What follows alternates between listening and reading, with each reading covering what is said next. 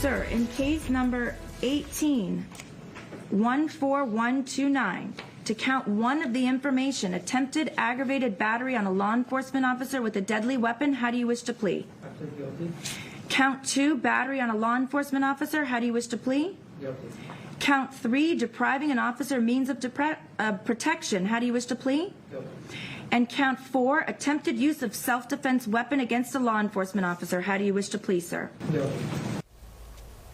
A last-minute court hearing for the confessed Parkland shooter. And you heard words from him right there. Guilty, guilty, guilty, guilty. Today, the alleged gunman pleading guilty to all 4 of those counts in the battery case against him for an attack on a guard at the Broward County Jail. Thanks for joining us this midday. I'm Constance Jones. And I'm Chris Anderson. You saw all that playing out live here on NBC6 just a few moments ago.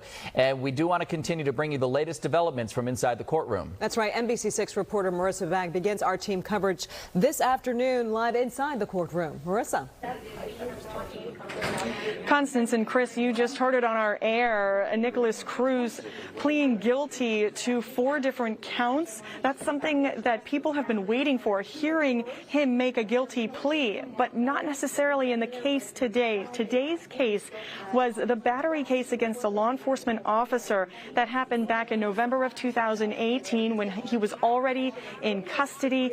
You have seen the video. We have it to show you right now. It's when he attacked Sergeant Raymond Beltran, again back in November of 2018, while Sergeant Beltran was watching him in one of the pods there at the Broward County Jail. Now, this is a case that has been dragged out partly because of the pandemic, but also just because of different motions over the years. But that video really was the best evidence that the state had to prove what happened here.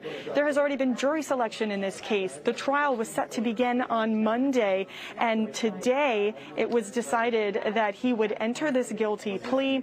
4 different charges involved in this case. Those 4 charges: attempted aggravated battery on a law enforcement officer, battery on a law enforcement officer, depriving an officer of means of protection or communication, as well as attempted use of a self-defense weapon against a law enforcement officer. So now that these guilty pleas have been put into the record, it will now move into a sentencing phase. That date hasn't been set as of yet, but the next hearing that Nicholas CRUZ will be here for is set for next Wednesday, 9 o'clock in the morning, in the same courtroom, where it's expected that he will be entering guilty pleas on 34 different counts, 17 of them murder charges, the other 17 attempted murder charges for the killings at Marjory Stoneman Douglas High School back on February 14th of 2018. Now, in that case, which of course is the one that has the attention of much of the community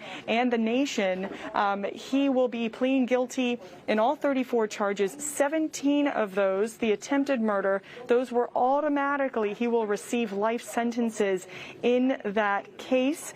And the defense is hoping that that will mean that that will bring closure to the community, to the victims and the victims' families, and hope that the other 17 murder charges will also lead, guilty pleas, will lead to life in prison as well. So that would amount to 34 consecutive life sentences.